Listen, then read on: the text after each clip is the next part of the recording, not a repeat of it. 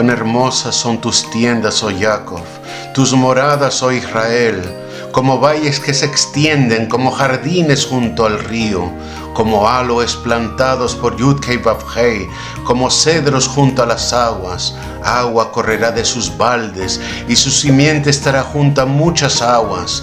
Más grande que Agag será su rey, y su reino será exaltado. Aleluya. Shema Israel, Adonai Eloheinu, Adonai Echad. Baruch Shem Kevod Malchuto Leolam Vahed. Escucho Israel, Yud-Hei Vav-Hei es nuestro Elohim, Yud-Hei Vav-Hei uno es. Bendito es su nombre y la gloria de su reino para siempre y más. ואהבת את אדוני אלוהיך בכל לבבך ובכל נפשך ובכל מאודך. והיו הדברים האלה אשר אנוכי מצווך היום על לבביך, ושיננתם לבניך ודיברת בם בשבתך בביתך ובלכתך בדרך ובשכבך ובקומך. Amarás a Yud-Hei Vav-Hei tu Elohei con todo tu corazón, con toda tu alma y con toda tu fuerza. Y estas palabras que yo te mando hoy estarán sobre tu corazón. Y diligentemente las enseñarás a tus hijos y hablarás de ellas cuando te sientes en tu casa y cuando andes por el camino, cuando te acuestes y cuando te levantes.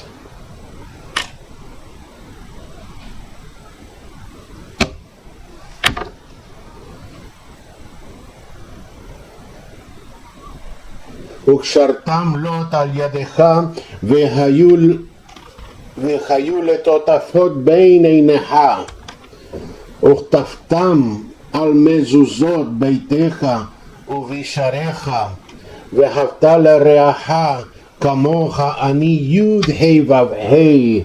Amén, amén, aleluya. Y las atarás como una señal en tu mano y serán por totafot, por insignias entre tus ojos, y las escribirás en los postes de tu casa y en tus puertas, y amarás a tu prójimo como a ti mismo. Yo soy Yud-Hei Vav-Hei. Birkat Shniya, la segunda bendición del Shema Israel, esta vez del Sefer de Barim, capítulo 11, pasukim del 13 al 21. Vehayaim shamoa tishmu el mitzvotai asher anochi metzaveh etchem hayom leahavat Adonai Eloheihem ולעבדו בהכל לבבכם ובכל נפשכם. ונתתי מטר ארצכם ביתו יורה ומלקוש ואספת דגניך ותירשך ויצהריך. Y sucederá que si obedecéis diligentemente mis mandamientos que yo os ordeno hoy, de amar a Yud Hei Vav Hei vuestro Elohei y de servirle con todo vuestro corazón y con toda vuestra alma, yo daré a vuestra tierra la lluvia a su tiempo, lluvia temprana y lluvia tardía, para que recojas tu grano, tu mosto y tu aceite. ונתתי אסף בשדך לבהמתך ואכלת ושבעת, הישמרו לכם פן יפתה לבבכם וסרתם בבתם אלוהים אחרים והשתחוויתם להם. Y yo daré hierba en tus campos para tu ganado y comerás y te saciarás. Cuidaos, no sea que se engañe vuestro corazón y os desviéis y sirváis a otros dioses y los adoréis.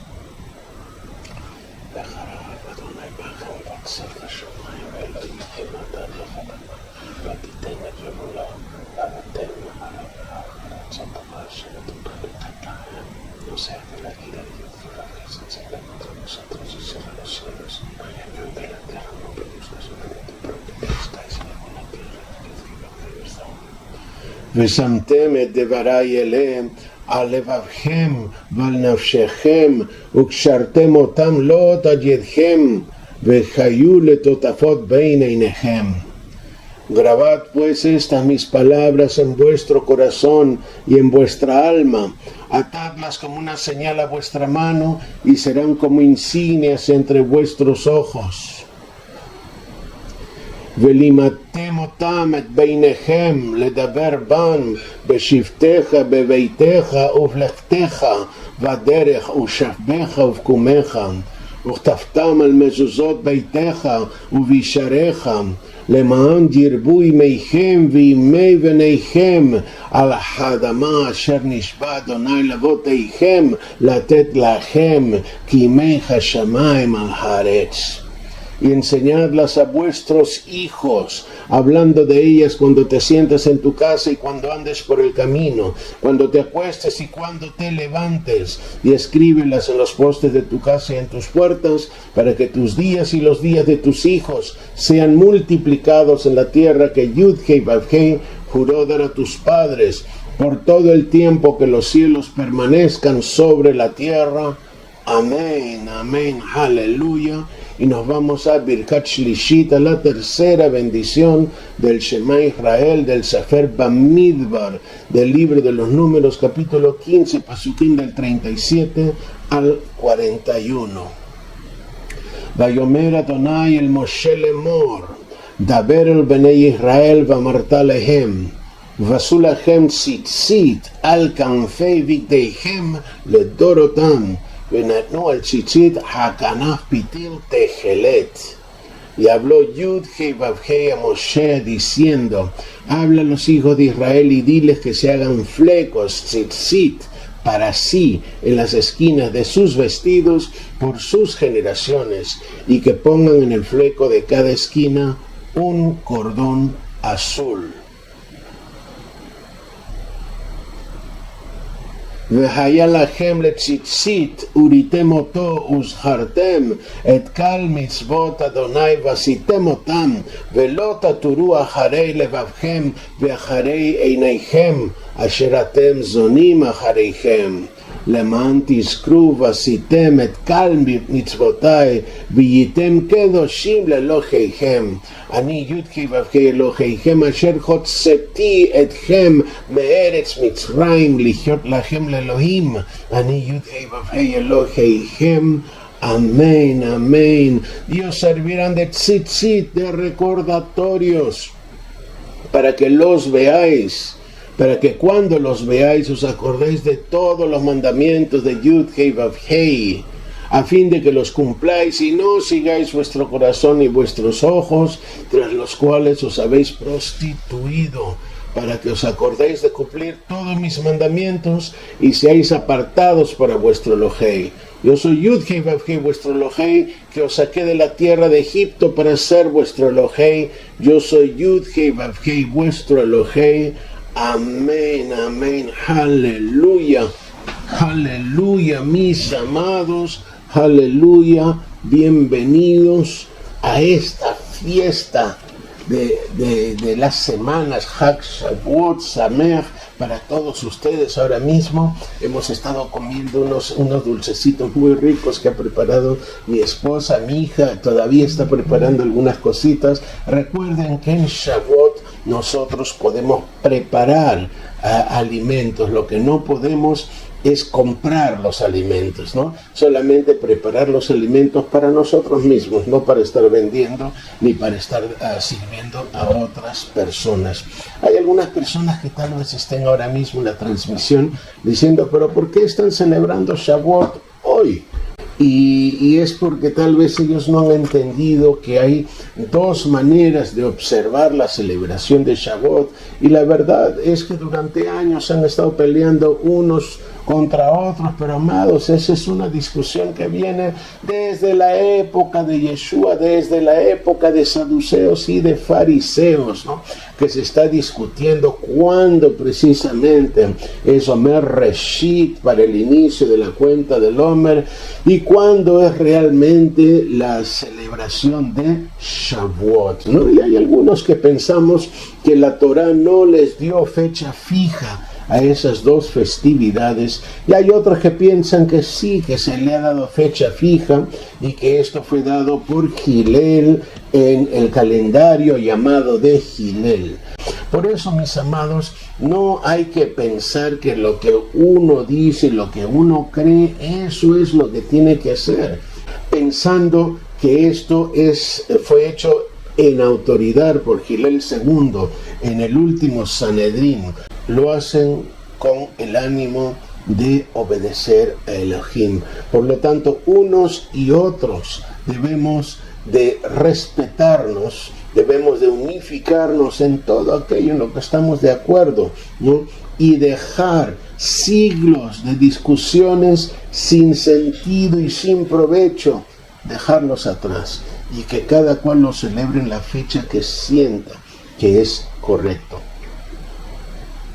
Tal vez algunos dirán, bueno, pero es que los mesiánicos lo celebran el 6 de Sivan. Es cierto, los judíos mesiánicos tienden a celebrarlo el 6 de Sivan porque siguen algunos aspectos de la ley judía, ¿no? De la ley judía rabínica, ¿no? Y tienen su derecho de hacerlo, ¿no? Y creemos además, ¿no?, en las dos casas de Israel, ¿no? Creemos que Judá es solamente una de las casas, es parte de Israel, no es todo Israel. Pero cuidado, ese Israel que recién está saliendo, ese Israel efraimita, en vez de rechazar a su hermano Judá, ¿no?, debe aprender de su hermano mayor, ¿no? Y aprender de su hermano mayor no significa estar de acuerdo en todo, pero sí significa respetar aquello que es respetable y guardar su opinión para celebrar conforme él piense que Elohim le está diciendo en su corazón. Por eso debemos de parar de estar con tantas discusiones y divisiones, ¿no?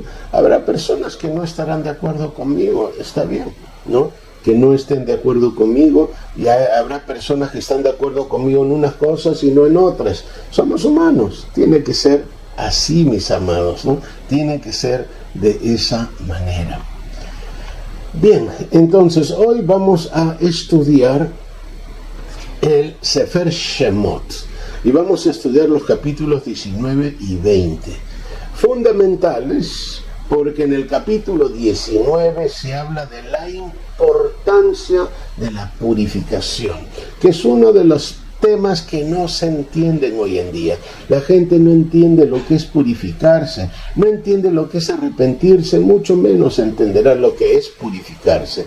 Y por eso, mis amados, ¿no?, es importante que entendamos algunas cosas. Hoy vamos a repasar al menos la intención de Elohim al decir que el pueblo tiene que purificarse antes de entrar a la presencia de Elohim, y que tal vez eso pudiera tener algún tipo de relación con lo que hoy en día llamamos la Tevilá.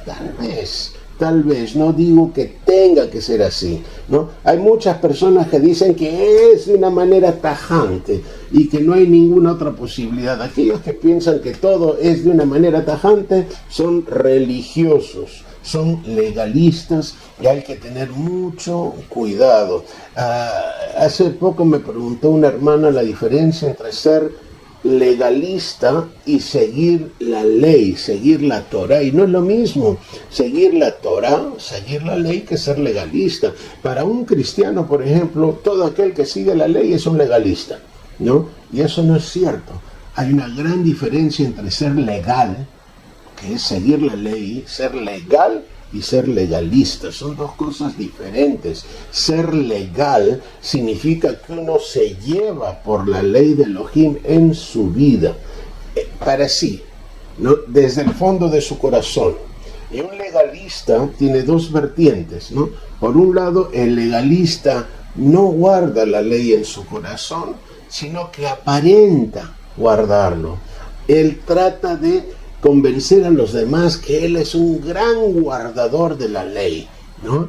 Y hasta maestro de la ley, lo enseña y todo, ¿no? Y esa es la primera característica del legalista, ¿no? Apariencia, aparentar, ¿no? En el fondo ser un hipócrita, porque en su corazón no está esa Torah. Una segunda característica es que todo lo que interprete este legalista lo impondrá sobre los demás y les obligará a los demás a hacer lo que ellos interpretan, ¿no? Les obligará a circuncidarse, aunque no tengan idea de lo que es eso de la circuncisión. Se basarán en 2 o 3 versículos sacados fuera de contexto para decir, ajá, todo el mundo tiene que circuncidarse. Es cierto que todo el mundo que conoce la Torah, que entiende la Torah, que vive la Torah, debe circuncidarse. Aquel que no entiende la Torah, aquel que no vive la Torah, aquel que no está dispuesto a obedecer la Torah en todo momento, ¿para qué se va a circuncidar? Si la circuncisión es una señal del pacto entre Elohim y uno, de que uno va a obedecer. Y justamente hoy vamos a ver eso, ¿no? Vamos a ver el pacto matrimonial de Israel con Elohim. Bien, entonces vamos a estudiar Shemot 19 y 20 y luego vamos a estudiar Yehezkel, Ezequiel, algunos versículos hermosos que realmente nos va a dar gusto leerlos, ¿sí?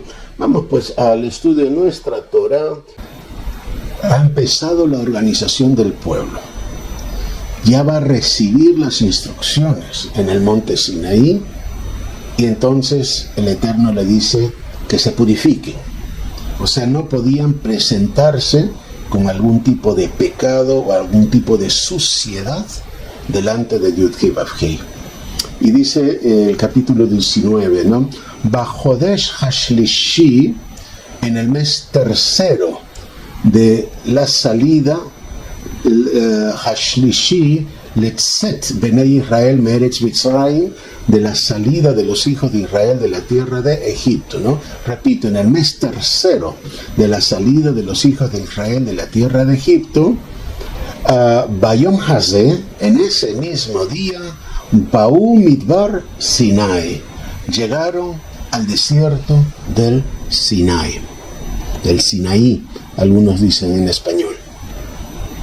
Habían partido de Refidim y llegaron al desierto del Sinai y acamparon en el desierto. Allí acampó Israel delante del monte, ¿no? Entonces todo esto hace suponer que el monte Sinaí está en el desierto del Sinaí. Si los que sean conocedores de mapa, sabemos que el sur de Israel, la frontera sur actual de Israel, choca con la península del Sinaí. Es una península enorme, ¿no? Donde está el desierto del Sinaí, y en algún lugar de ese desierto está el monte Sinaí. Algunos piensan que está dentro, o sea, cerca del noreste de lo que hoy en día es Arabia Saudí. Hay algunos que incluso dicen que está cerca de las ciudades sagradas de los musulmanes, ¿no? De la Meca y de Medina. Y subió Moshe hacia Elohim y lo llamó Yud-Heh Vav-Heh desde el monte. y le dijo: así dirás a la casa de Jacob y anunciarás a los hijos de Israel: habéis visto lo que hice a Mitzrayim, lo que le hice a Egipto, y cómo os he tomado sobre alas de águilas y os he traído a mí. Ahora pues, si en verdad escucháis mi voz y guardáis Brití, guardáis mi pacto, seréis mi especial tesoro de entre todos los pueblos, porque mía es toda la tierra. Y vosotros seréis para mí Mamlechem Kohanim Vegoy Kadosh, un reino de sacerdotes y una nación apartada o santa. Estas son las palabras que dirás a los hijos de Israel. Entonces, son palabras, son pocas, son solamente 3 versículos, y sin embargo están cargadas de intención, ¿no? Dice: os he tomado sobre alas de águila y os he traído a mí, ¿no? He derrotado a todos los enemigos y te he protegido, te he traído delante de mí de una forma que fuera para ti deleitoso. No te he traído hacia mí, ¿no? Como antiguamente, cuando había los matrimonios, traían a la novia y lo presentaban delante del novio. Esto es pues el inicio de una declaración de amor. Este es el inicio de la propuesta de Elohim de que Israel formara parte de su pacto. Dice: os he tomado sobre alas de águila y os he traído a mí. Ahora pues, si en verdad escucháis mi voz, fíjense, si en verdad, no en apariencia, no haciéndolo de una manera que los demás digan: oh, conoce o sabe, no. Si en verdad escucháis mi voz y guardáis mi pacto, seréis mi especial tesoro entre todos los pueblos, ¿no? Seréis especial tesoro. ¿Qué es un especial tesoro? Es una novia, es una esposa, ¿no? El tesoro especial de todo varón creyente es una esposa creyente, una esposa compañera, amorosa, ¿no? Y un amor de verdad, no un amor fingido, un amor de verdad. Dice: y vosotros seréis para mí, aparte de ser mi especial tesoro, seréis un reino de sacerdotes y una nación santa. Ahora, esta frase muchas veces no se ha entendido correctamente.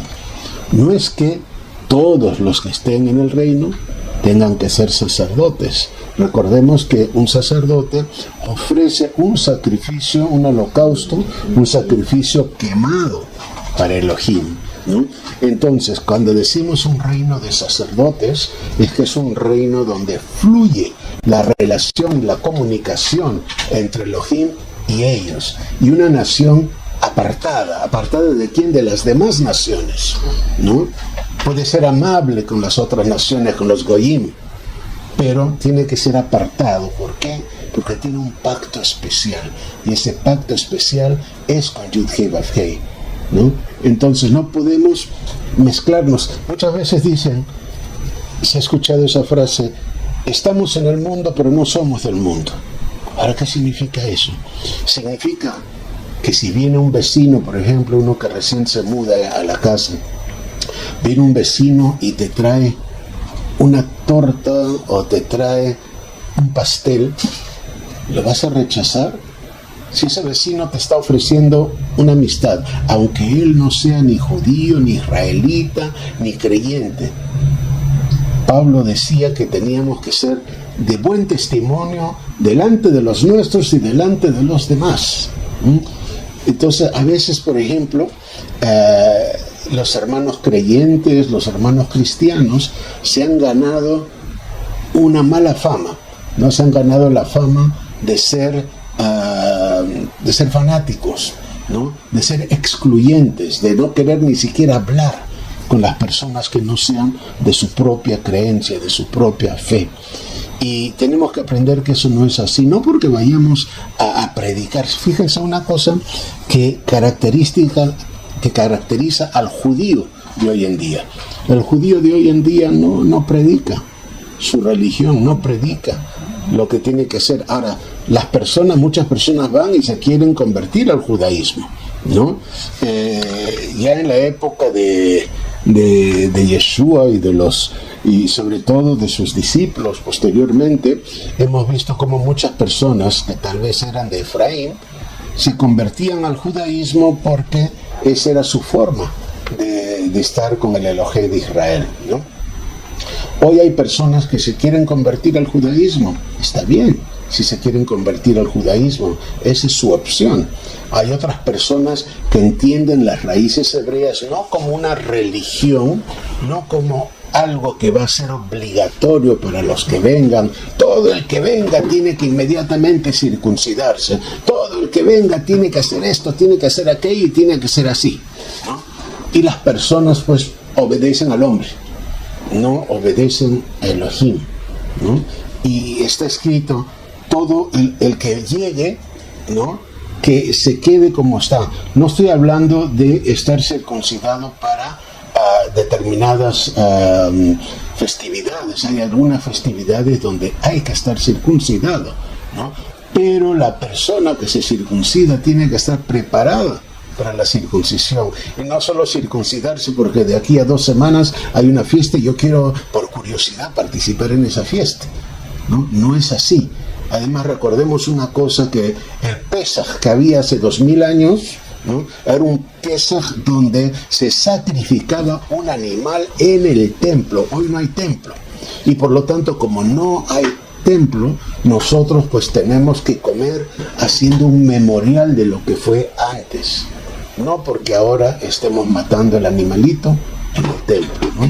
Hay una diferencia, no es lo mismo hoy que hace 2000 años. Hace 2000 años todo el mundo entendía lo que había que hacer. Hoy en día no todo el mundo lo entiende, ¿no? Es un tema del que vamos a seguir hablando entre ahora y cuando se nos acerque el Pesaj, ¿sí? Entonces seréis un reino de sacerdotes, una nación apartada. Se acerca el pacto, ¿no? Ahora, el pacto no significa que una persona tiene que juzgar a otra persona si lo está haciendo bien. Cada uno tiene que ser su propio juez. Cada uno lo debe de hacer como lo entiende. Puede aceptar corrección de otra persona, pero nadie es juez de nadie, ¿no? Dejemos el estar juzgando a nuestro prójimo como lo hicimos una vez en el cristianismo y muchos lo siguen haciendo, no porque los cristianos sean juzgones, sino que es una costumbre, tal vez de nuestros pueblos latinos, ¿no?, que a unas personas les gusta fijarse en lo que otras personas hacen para ver si hacen algo errado o equivocado, ¿no? Es una característica. Sigamos leyendo, vamos a continuar con Pasuk 7. Y dice, y fue Moshe y convocó a los ancianos del pueblo y expuso delante de ellos todas estas palabras que Yud-Heh-Vav-Heh le había mandado. Vayanu kal ha'am yahdan, y respondió todo el pueblo a una. Yahdan, eso viene de Ejad, ¿no? A una, al mismo tiempo. Y dijeron, Kol asher diber Adonai na'aseh, todo lo que ha dicho, lo que ha hablado Yud-Heh-Vav-Heh, eso haremos. Vayashef Moshe divrei ha'am el Adonai, y llevó Moshe las palabras del pueblo a Yud-Heh-Vav-Heh. Y dijo Yud-Heh-Vav-Heh a Moshe, he aquí, vendré a ti en una densa nube, para que el pueblo oiga cuando yo hable contigo y también te crean para siempre. O sea que la intención o la prueba de Yud-Heh-Vav-Heh era hablar para que su voz sea oída por el pueblo y que ellos crean. Y comunicó Moshe a Yud-Heh-Vav-Heh las palabras del pueblo, o sea que ellos habían dicho a la una que todo lo que dijera Adonai, eso iban a hacer. Y dijo Yud-Heh-Vav-Heh a Moshe, ve al pueblo vekidashtam, y santifícalos, y purifícalos, y apártalos de lo inmundo, límpialos, ¿no? Hayomu mahar, hoy y mañana, y que laven sus vestidos, ¿no? Y solo tenían un vestido, no se iban a desnudar delante de todos los demás, por lo tanto se sumergían en agua con sus vestidos puestos, ¿no? Y así lavaban sus vestidos y lavaban sus cuerpos y se metían en las aguas. Sigamos, Pasuk 11. Y que estén preparados para el tercer día, porque al tercer día Yud-Heh Vav-Heh descenderá a la vista de todo el pueblo sobre el monte Sinai, y pondrás límites alrededor para el pueblo, y dirás: guardaos de subir al monte o tocar su límite, cualquiera que toque el monte ciertamente morirá. ¿Por qué dijo esto Adonai? Pues sencillamente para que sepan que Él es santo y que solo cuando Él dice que se acerquen, deben ellos acercarse. Por eso era necesario poner límites. Todos debemos tener límites. Cuando disciplinamos a un niño o a una niña pequeña, lo que estamos enseñándole es que todo tiene su límite. Si a él le gusta tirar la botella al suelo una y otra vez y que el papá o la mamá se lo recoja, no, está entendiendo que no tiene límite, que el niño puede hacer lo que quiera, ¿no? Entonces uno tiene que enseñarle de alguna manera que hay un límite, tal vez no recogiéndole la botella una vez que la tiró y esperando que él la recoja, ¿no? Es fuerte aprender que la disciplina no es otra cosa que tener límites, ¿sí?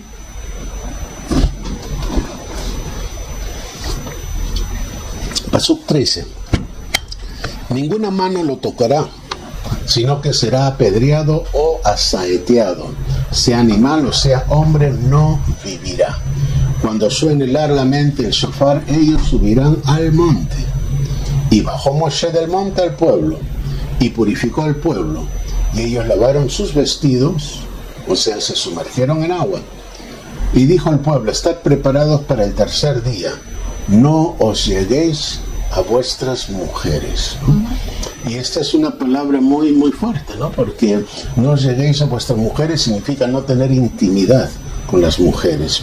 Hay un debate, ¿no?, entre los hermanos ortodoxos. Muchos piensan que Shabbat es el mejor día para estar íntimamente con la esposa porque están ante la presencia de Elohim.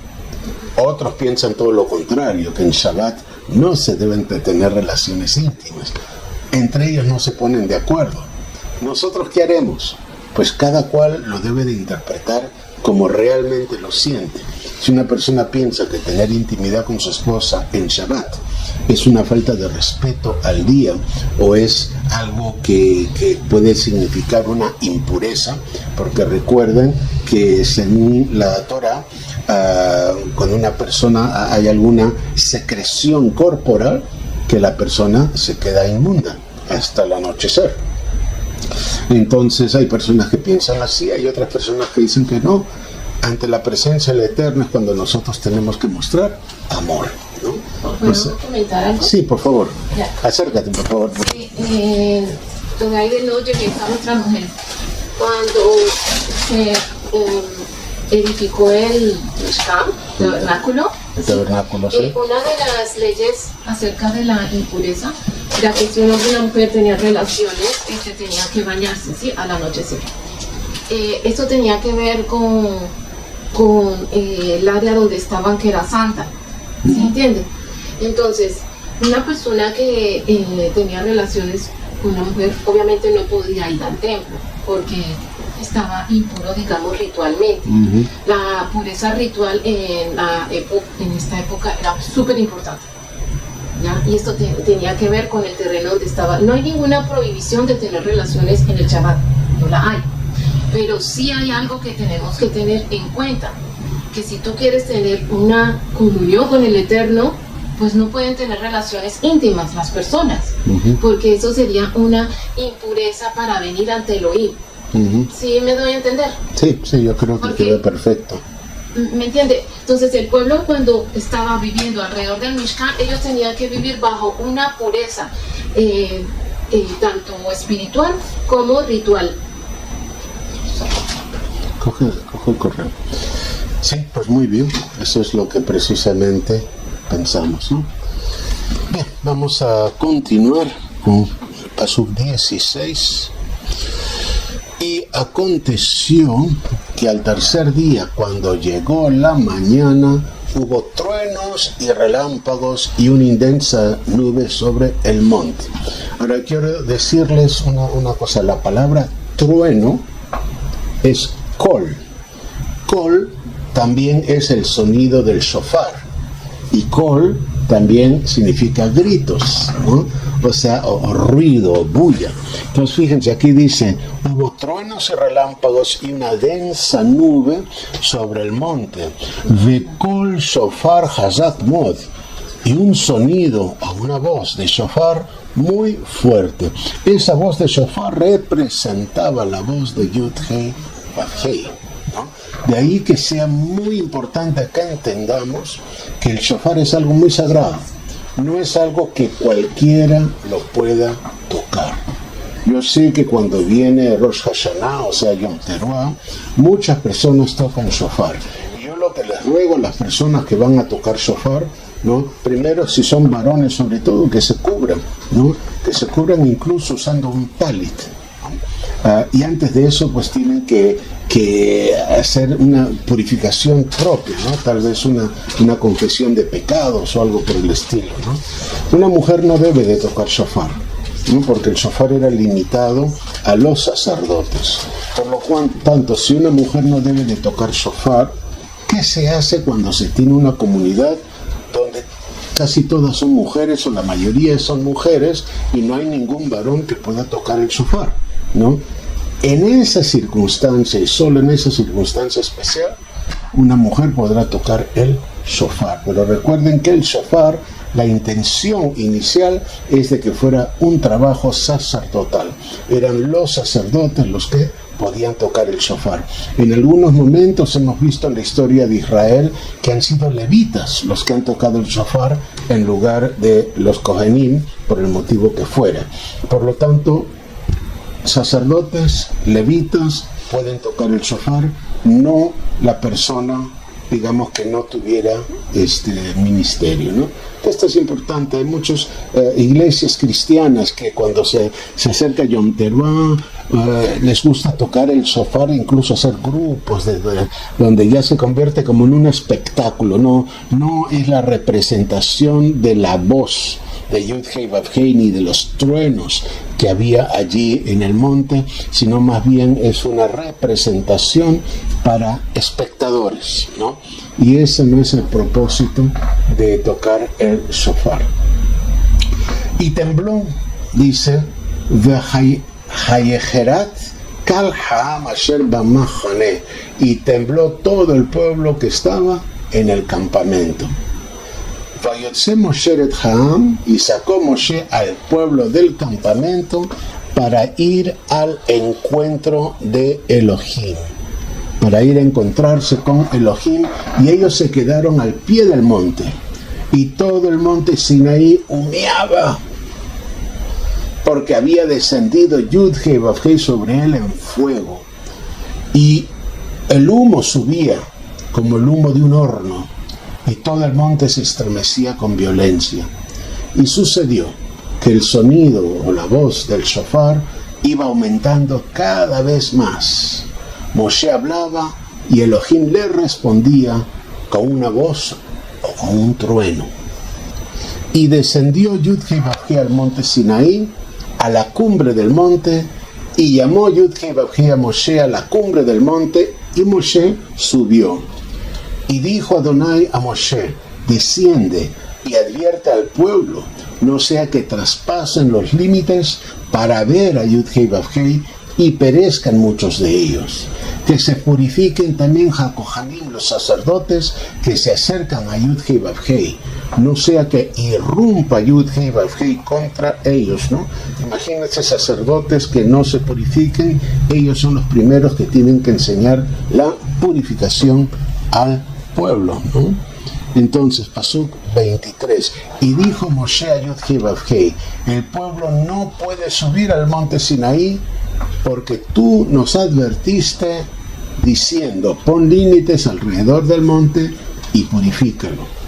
Entonces Yud-Hei Vav-Hei le dijo: ve, desciende y vuelve a subir tú y Aarón contigo, pero que los sacerdotes y el pueblo no traspasen los límites para subir a Yud-Hei Vav-Hei, no sea que irrumpa contra ellos.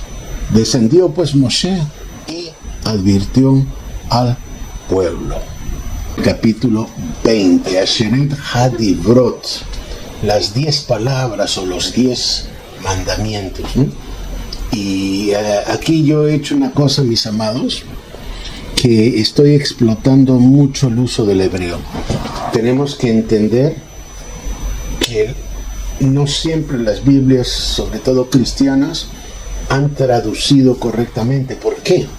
Porque lo han traducido del latín o del griego al inglés o al español. A veces el español hasta viene del inglés, ¿no? Como es el caso de la Biblia de los testigos, ¿no? Los testigos de Jehová, ¿no? Ellos la han traducido del inglés al español, ¿no? Y el inglés obviamente se tradujo del griego, supongo que de la Septuaginta, ¿no?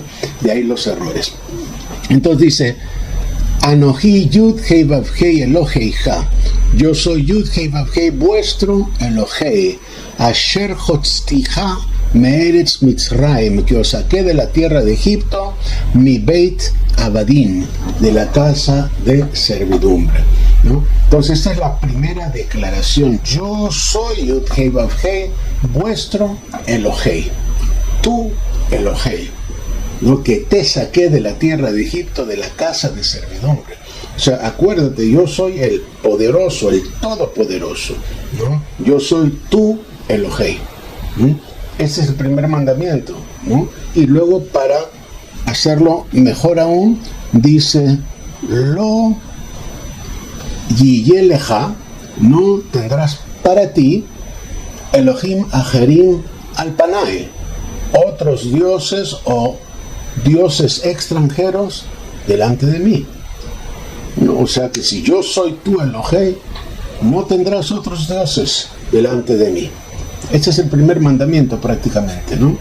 Y luego dice en la pasú 4: Lo ta'aseh leja fesel, no harás para ti una imagen tallada, vekal temuná, ni ninguna semejanza, asher bashamay ni ma'al, de lo que está en los cielos arriba, ve'asher ba'aretz mitachat, ni de la tierra abajo, ¿no? Quiero volver, dicen: Lo yiyeleja Elohim ajerim, ¿no? Dioses extranjeros, otros dioses, dioses ajenos, dicen algunas traducciones, ¿no? Y no te harás ninguna semejanza, ninguna figura tallada, ninguna figura hecha de madera, ni de metal, nada de eso, ¿no? Ni de nada de lo que haya en los cielos arriba, ¿no? Y casi siempre hemos tenido el ejemplo de los hermanos católicos, ¿no? Ellos se hacen imágenes, pues, no solo de lo que ellos creen que es Yeshua, ¿no? Sino de lo que ellos creen que es su madre, ¿no? María, y de todos los santos. Se hacen estatuas y figuras, ¿no? Y los adoran. ¿Y qué dice aquí? ¿No? Y luego lo vamos a ver, ¿no? O sea, y no te arrodillarás ante ellas, no te postrarás ante ellas, de lo que está en la tierra abajo, Vasher bamayim mitachat laretz, y de lo que está en las aguas debajo de la tierra. En otras palabras, al mencionar las tres cosas, al mencionar nada de lo que está en el cielo, ni nada de lo que está aquí en la tierra, ni nada de lo que está en las aguas debajo de la tierra, se está refiriendo al mar y a los ríos, ¿no? Porque se considera que la tierra está por encima y las aguas están por debajo, ¿no? Y que pasan incluso debajo de la tierra, ¿no? Por lo menos de donde yo vengo, en el Callao, hay agua de debajo del Callao, ¿no? Y eso. Entonces, dice la 5: Lo tishtave lahem velota abdem, no te inclinarás ante ellos ni los servirás.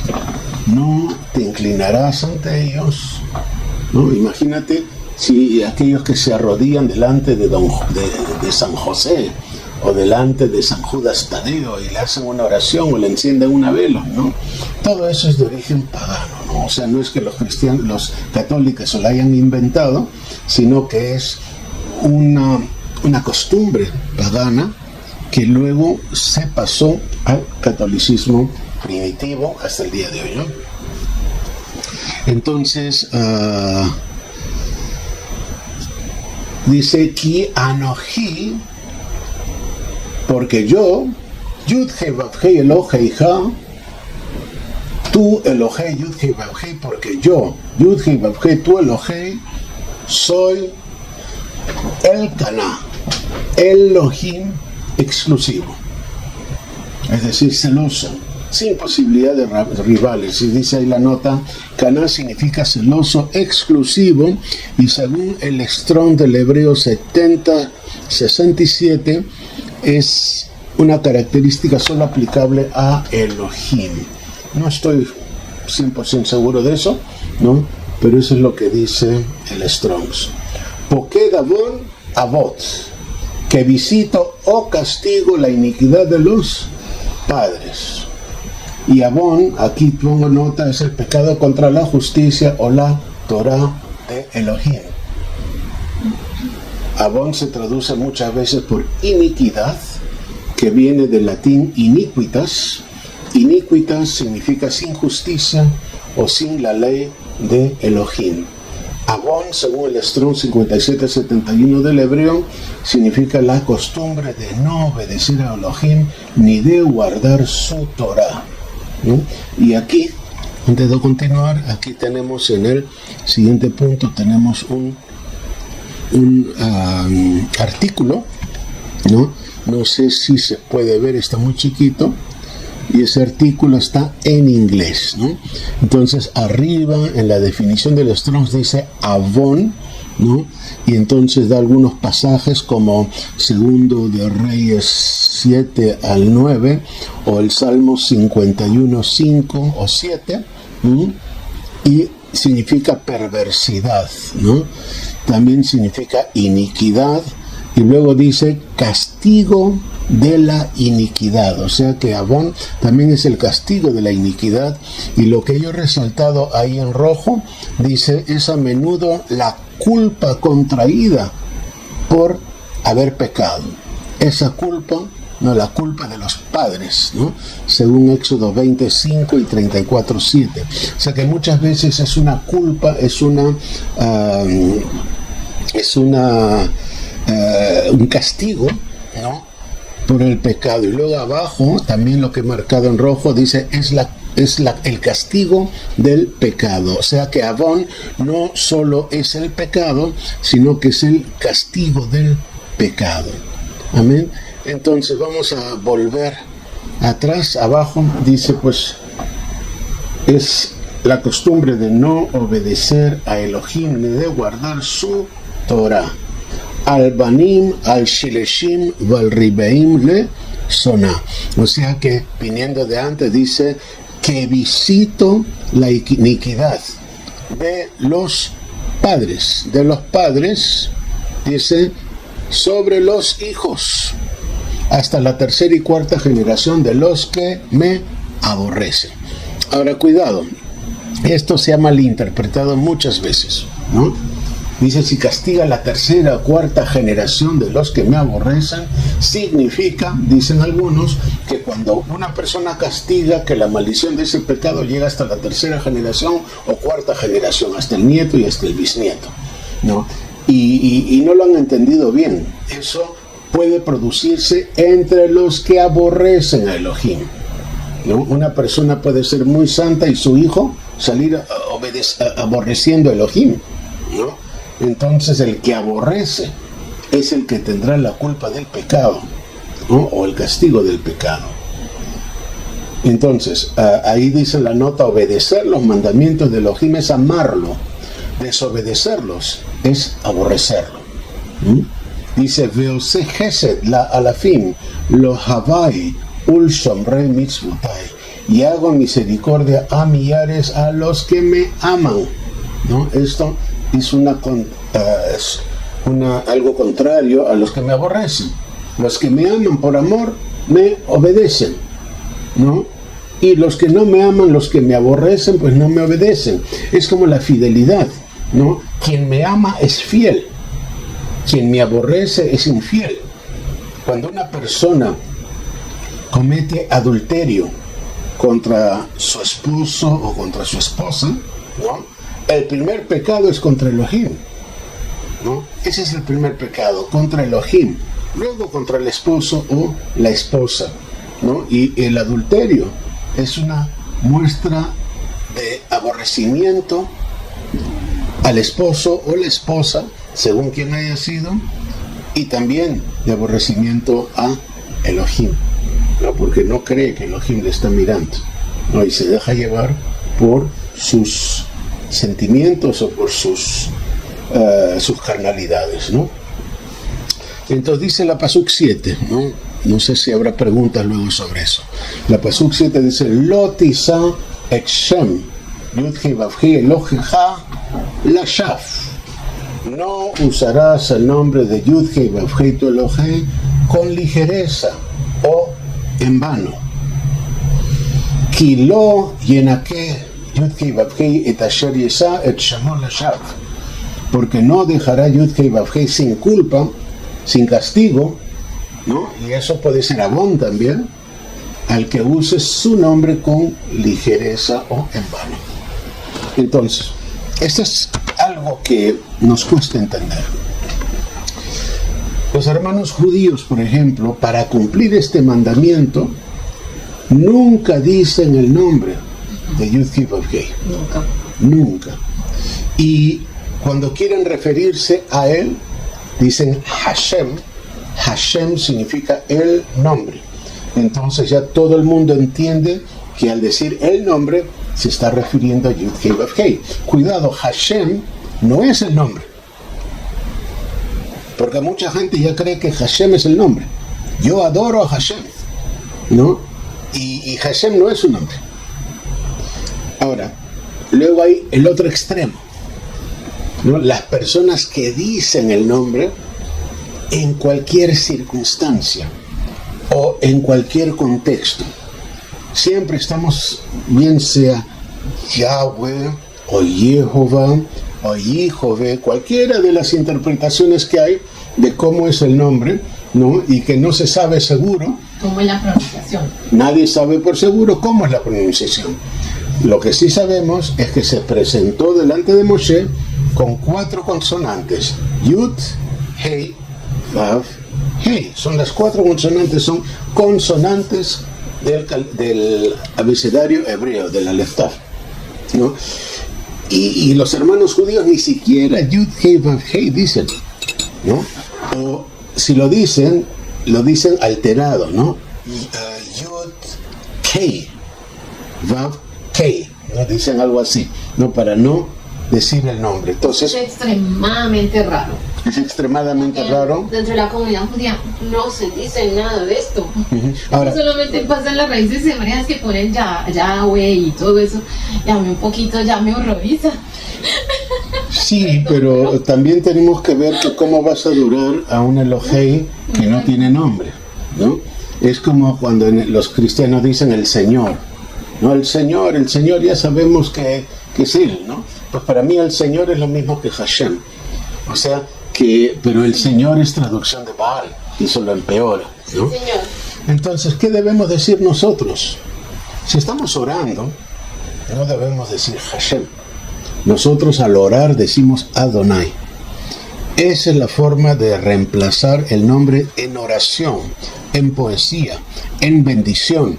Yo he escuchado a algunos hermanos, sobre todo ortodoxos, aquí en Inglaterra, que dicen Baruch atah Hashem, ¿no? Y le están hablando Baruch atah, bendito eres.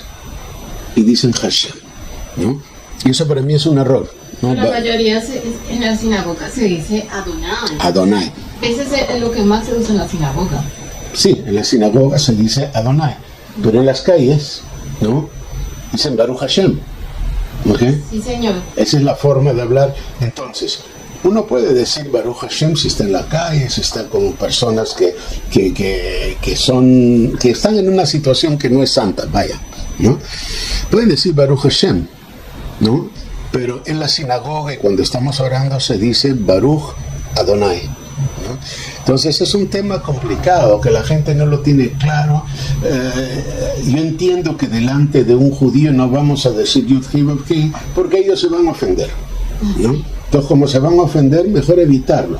cuando nosotros estamos estudiando, nosotros de raíces hebreas, que no somos no seguimos judaísmo, ¿okay? La Torah es de Moshe, no de la Torah judía, es de Moshe. Entonces, por eso tenemos que tener mucho cuidado de no decir el nombre a la ligera, ¿no? Hay gente que me escucha este mensaje y al rato me mandan un mensaje que Yahweh te bendiga, ¿no? O sea que mi mensaje no les ha llegado, no lo han entendido, ¿no? Desde el 2019, hace ya casi 5 años, que yo dejé de decir el nombre del Eterno, ¿no? Porque no me daba cuenta que al decirlo en un contexto donde no había santidad, pues que era un error. ¿Cuándo se decía su nombre antiguamente? Pues en Yom Kippur. En Yom Kippur era el único día en que todo el mundo escuchaba su nombre, ¿no? Y entonces, pero hoy en día ya no se usa, ¿sí? Pasuk 8. Zahor et Yom HaShabbat lekadsho. Acuérdate, porque se olvidarán rápidamente, acuérdate del día Shabbat, del día de reposo. La Katsho, para santificarlo, para apartarlo, para Yud Hei Vav Hei. Ese es el día Yud Hei Vav Hei, tiene que apartarse de los 6 días anteriores y de los 6 días posteriores. ¿Y cómo lo hacen, por ejemplo, los hermanos judíos? Para apartar este día, pues ellos encienden fuego al principio y encienden fuego al final. Y ese fuego es lo que separa el día santo, el día de reposo, de los 6 días ordinarios. Esa es la forma que lo hacen los hermanos judíos y es una forma que nosotros podemos hacer si lo entendemos. Hay personas que rechazan el encendido de velas porque dicen que es tradición judía y yo digo pues que el que no lo entienda, que no lo haga, pero el que entiende lo de la separación del día santo de los otros 6 días, que encienda sus velas, ¿no? Y que lo haga pues siguiendo la instrucción que aprendemos de los hermanos judíos, ¿sí? Pasuk 9. Pasuk 9. Sheshet yamim ta'avod, vashit, kal melachteja. 6 días tendrás para servir o para trabajar y hacer toda tu ocupación y hacer toda tu actividad. 6 días hay para hacer toda la actividad. Eso puede ser trabajar, puede ser estudiar, ¿no? Eso es lo que eso se debe hacer durante 6 días.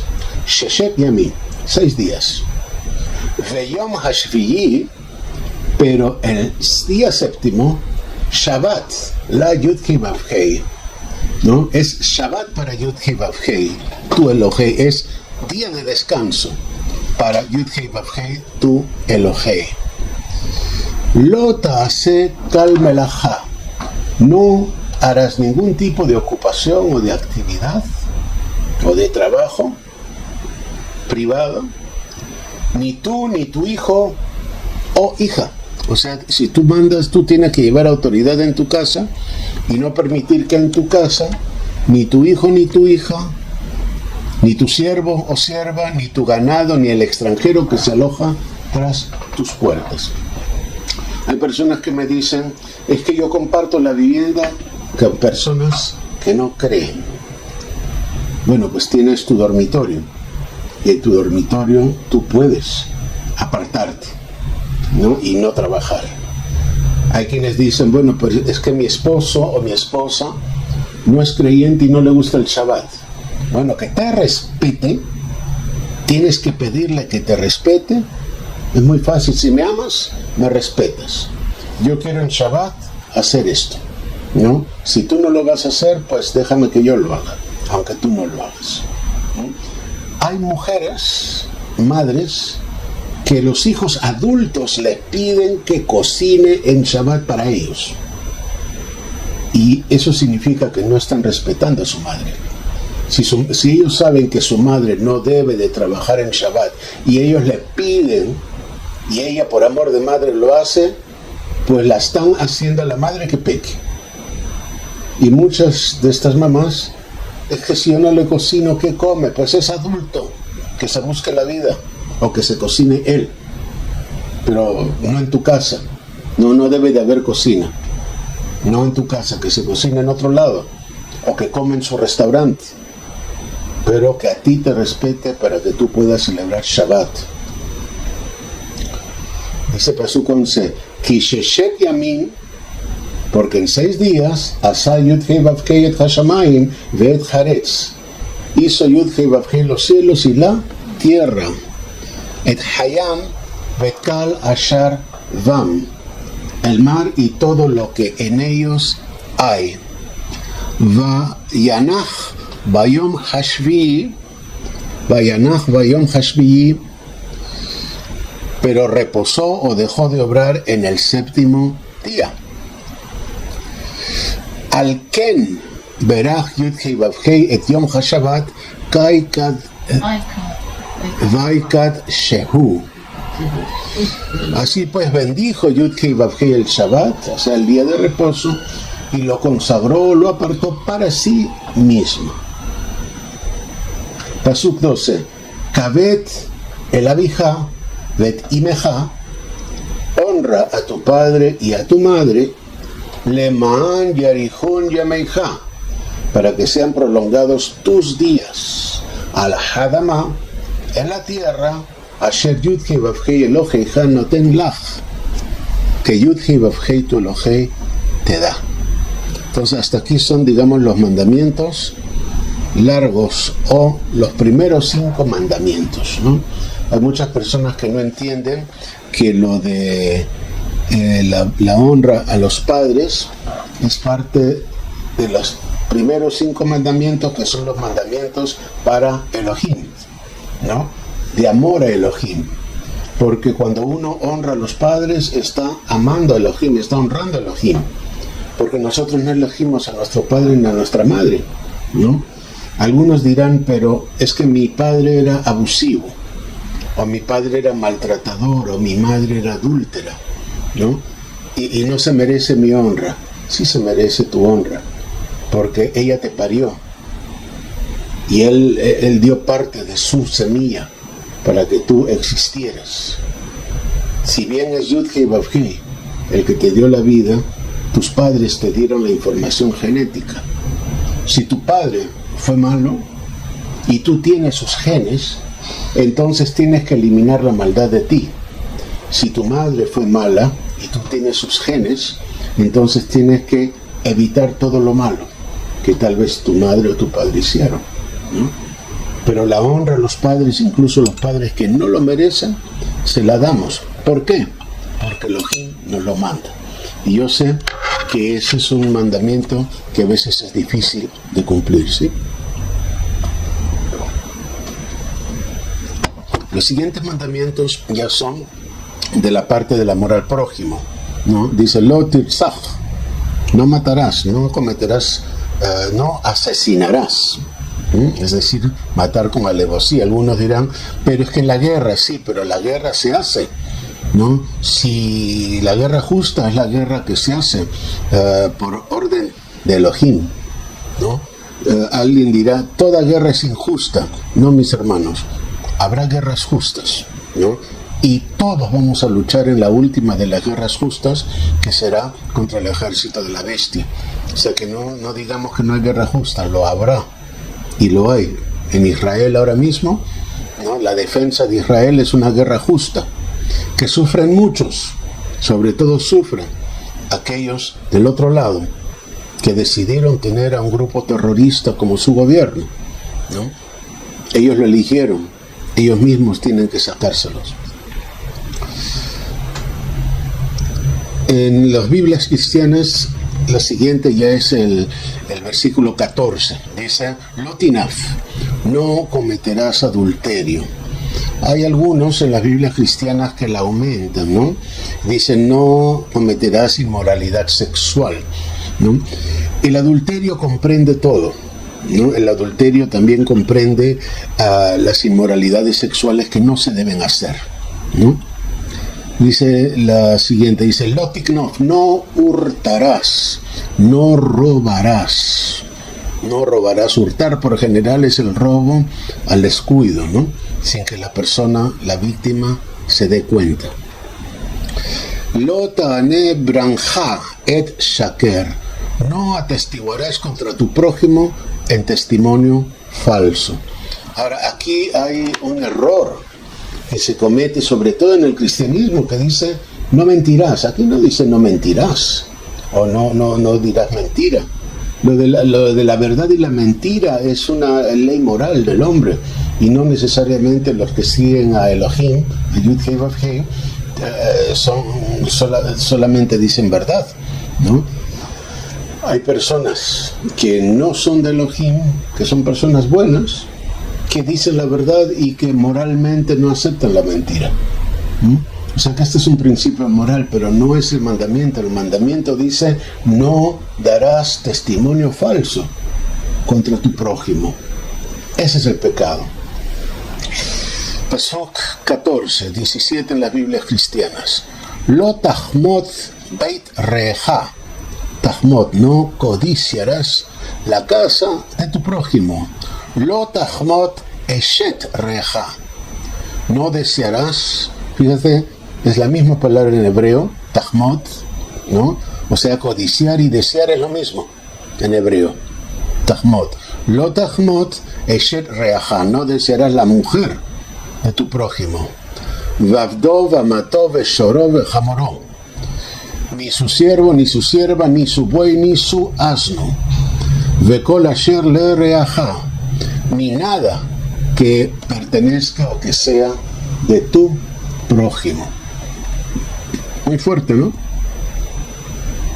Y dice: y todo el pueblo oía et hakolot, los truenos o las voces, vet halapidim, y los relámpagos, vet kol hashofar, y el sonido o la voz del shofar, y el monte que humeaba.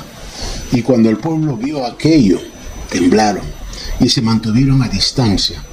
Entonces dijeron a Moshe: habla tú con nosotros y escucharemos, pero que no hable Elohim con nosotros, no sea que muramos, ¿no? Y esta fue la frase que hizo que Moshe fuera el profeta para el pueblo, que él fuera el intermediario. Recuerden que profeta significa mensajero, intermediario, ¿no? Entre Elohim y el pueblo, porque el pueblo tenía miedo de escuchar su voz, ¿no? Dice: no sea que muramos. O sea, ellos estaban inseguros de que ellos estuvieran lo suficientemente limpios, lo suficientemente puros como para poder accionar con Elohim. Y respondió Moshe al pueblo: no temáis, porque Elohim ha venido para poneros a prueba y para que su temor permanezca en vosotros y para que no pequéis. Y el pueblo se mantuvo a distancia mientras Moshe se acercaba a Et-Jarafel, a la densa nube oscura donde estaba Elohim. ¿Sí? Pasuk 19. Entonces dijo Yud-Heh Vav-Heh a Moshe: así dirás a los hijos de Israel: vosotros habéis visto que desde el cielo os he hablado.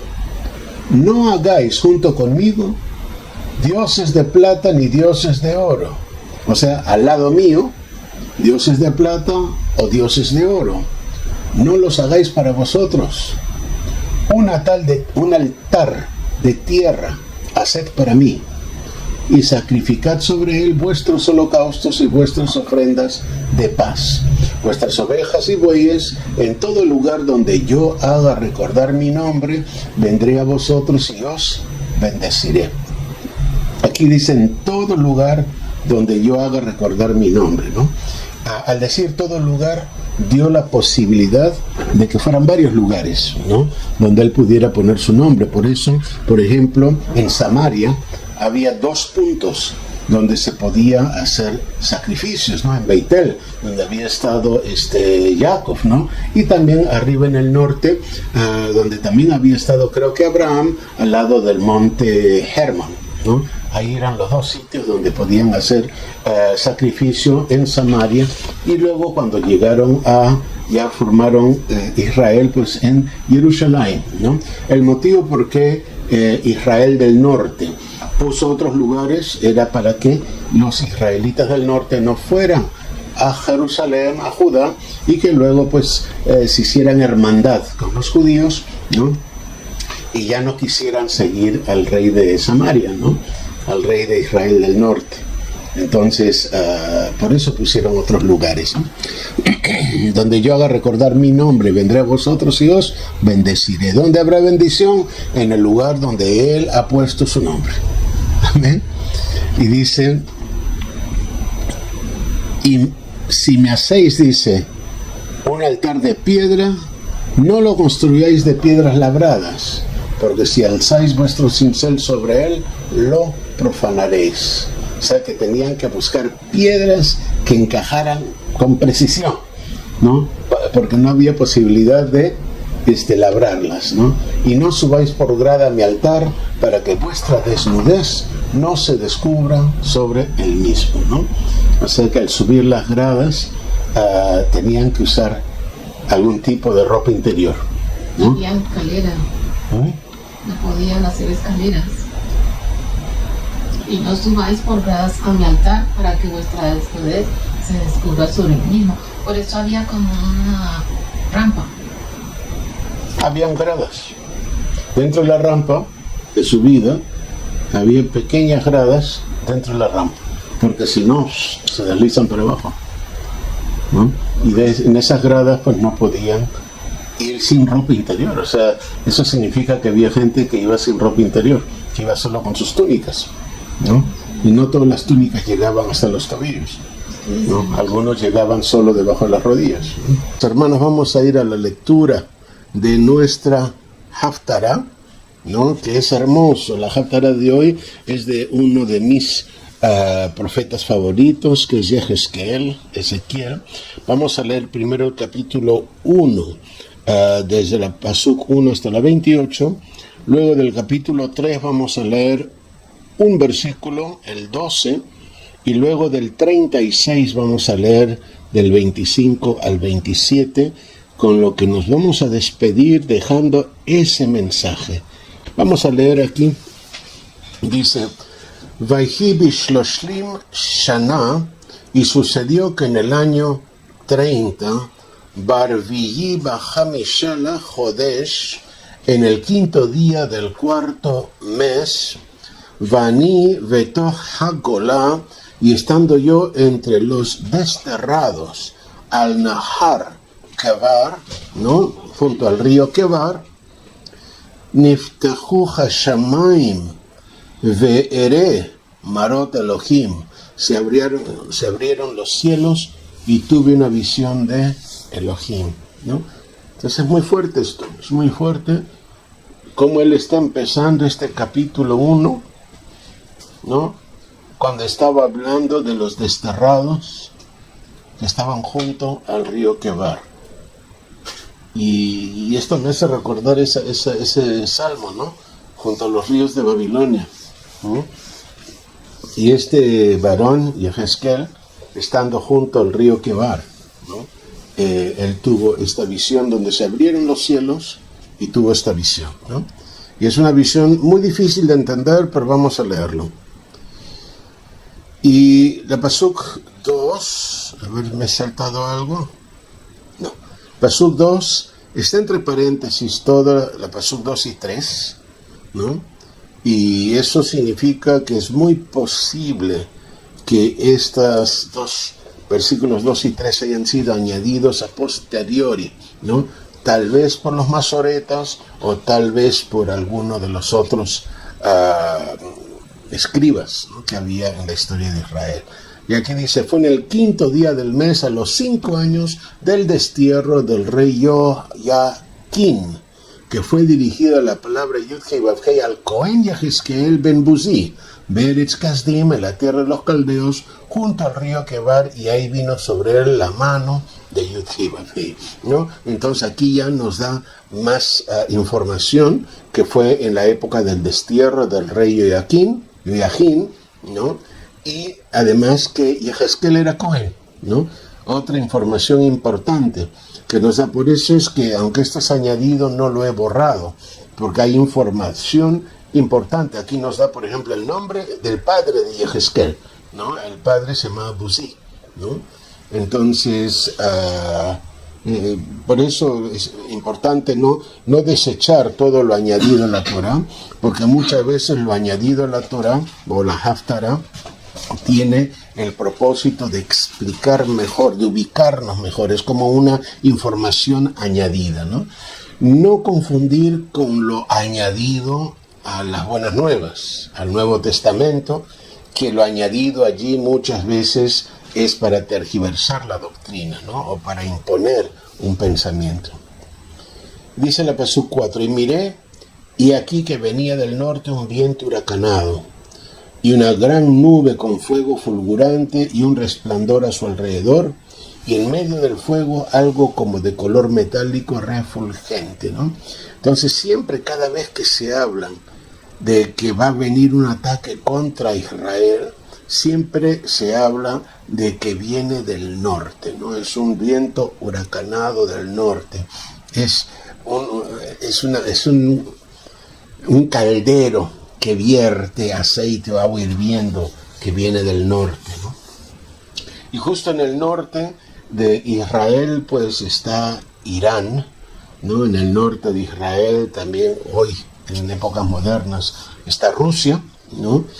Y estando en Israel me explicaron que también Europa se considera como parte del norte de Israel. O sea que esto es interesante porque aquí es muy probable que esta profecía del profeta Yehezkel sea también profecía que se pueda aplicar a nuestros tiempos, ¿no? A nuestro futuro, ¿no? Y dice la Pasuk 5. Y de su medio vino una semejanza de 4 seres vivientes. Y este era su aspecto, había en ellos semejanza humana. Y cada uno tenía 4 caras y 4 alas cada uno de ellos. Y sus pies eran rectos, y la planta de sus pies era como la planta de la pezuña del ternero, y brillaban como bronce bruñido, ¿no? Entonces fíjense, semejanza humana. Y tenían manos de hombre bajo sus alas, y a sus 4 lados, y sus caras y sus alas por los 4 lados. Sus alas se unían una a la otra, y sus caras no se volvían cuando andaban. Cada uno iba de frente hacia adelante. En cuanto a la semejanza de sus rostros, los 4 tenían la cara de un hombre, y la cara de león a la derecha, y los 4 tenían cara de toro a la izquierda, y los 4 tenían también cara de águila. Se supone que atrás, ¿no? Así eran sus rostros, y sus alas se extendían hacia arriba, se unían con 2 alas cada uno al otro, y con otras 2 cubrían su cuerpo, y cada uno caminaba hacia adelante, a donde quiera que les movía el espíritu que anduviesen, ¿no? Iban ellos, y cuando andaban no se volvían. En cuanto a la semejanza de los seres vivientes, su apariencia era como de carbones encendidos en llamas, y como la apariencia de antorchas que subían y bajaban entre los seres vivientes. El fuego resplandecía y del fuego salían rayos. Y los seres vivientes, o los seres vivos, es otra traducción, ¿no? Corrían y se volvían como apariencia de un fulgor, de un relámpago. Mientras observaba a los seres vivientes, he aquí había una rueda en la tierra junto a cada uno de los seres vivientes, de 4 caras. El aspecto de las ruedas y su hechura eran como del color del berilo, y los 4 tenían la misma forma. Su aspecto y su hechura era como si una rueda estuviera dentro de otra rueda. Cuando andaba se movían en las 4 direcciones sin volverse cuando andaban, y sus aros eran altos e imponentes, y los aros de las 4 estaban llenos de ojos alrededor.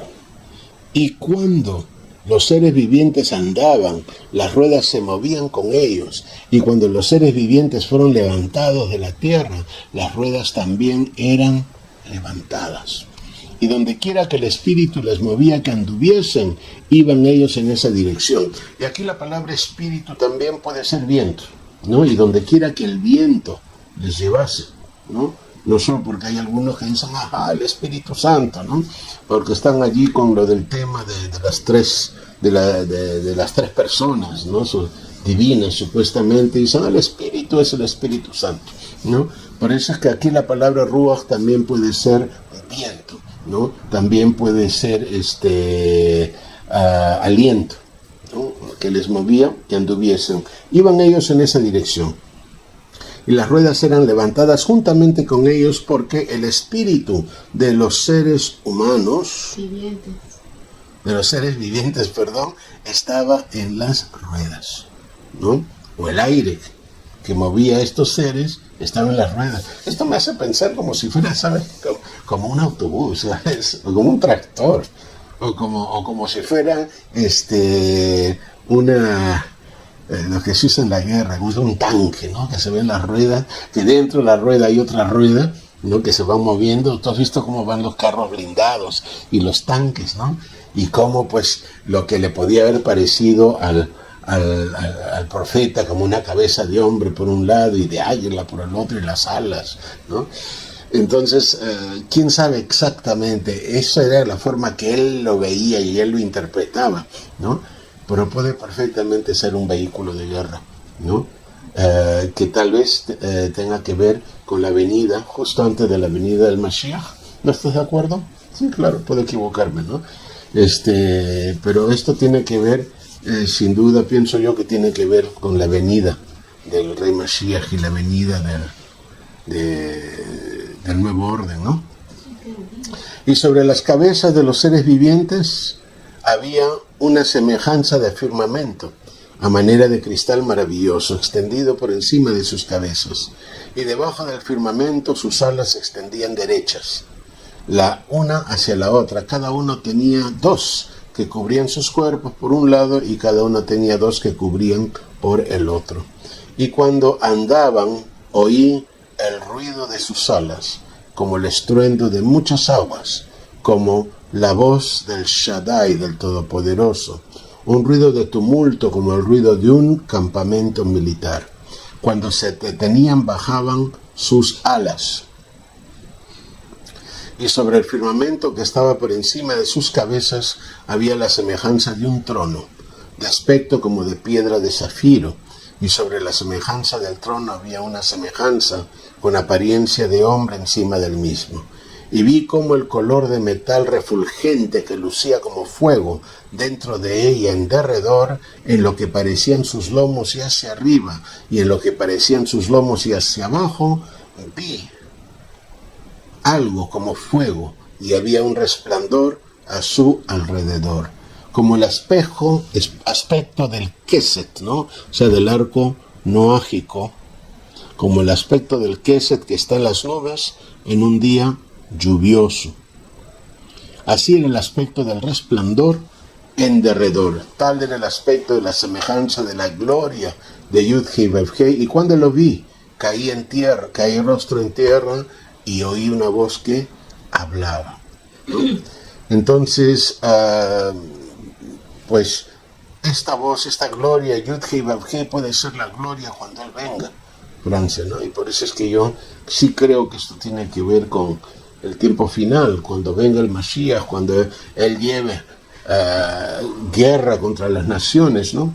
Pero en fin, las interpretaciones pues pueden ser variadas, ¿no? Seguro que hay muchas otras. Bien, vamos a ver aquí otro escrito de Ezequiel 3, Pasuk 12, dice: y me levantó el espíritu y oí detrás de mí una voz de gran estruendo que decía: bendita sea la gloria de Yud-Hei Vav-Hei desde su lugar. Es muy interesante porque Ezequiel siempre escribe acerca del día final, ¿no? De cuando llegue el Mashiach, de cuando se junten las dos casas, ¿no? En Ezequiel 37.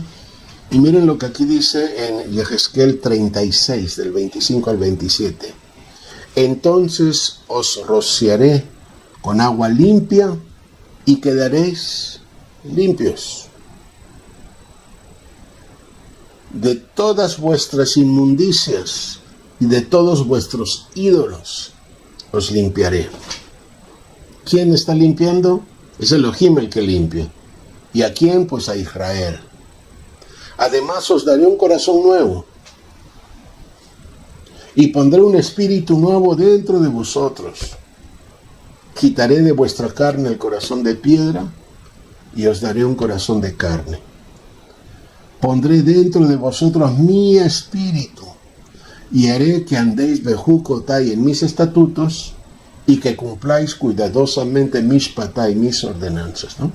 Y aquí es muy importante porque aquí claramente explica la función del espíritu de Elohim en las personas. Cuando Elohim pone de su espíritu en las personas, es para que las personas vayan en sus estatutos y cumplan cuidadosamente sus ordenanzas. Eso es lo que hace el espíritu de santificación. El consolador que vino después de Yeshua no tenía otro propósito que enseñarnos lo que está bien y lo que está mal, a guardar los mandamientos, a guardar la Torah, a guardar los estatutos de Elohim. Amén. Y yo les deseo, mis hermanos, que tengan una semana de mucha bendición. Vamos a hacer una bendición arónica para que todos ustedes salgan bendecidos. Aquí está, muy bien. Yisimcha Elohim, Kefraim vehi Menashe, Yisimech Elohim, Kesara Rivka, Rachel velea, יברך אדוני וישמרך, יאר אדוני פניו אליך ויחונך, יישא אדוני פניו אליך וישם לך שלום, ושמו את שמי על בני ישראל, ואני אברכם. Amén. Y a ti, varón, que te bendiga el Eterno y te haga como Efraín y como Manashe. Y a ti, mujer, que te bendiga el Eterno y te haga como Sara, Rebeca, Raquel y Lea. Que te bendiga Yud-Hei Vav-Hei y te proteja. Que haga resplandecer Yud-Hei Vav-Hei su rostro hacia ti y te muestre su favor.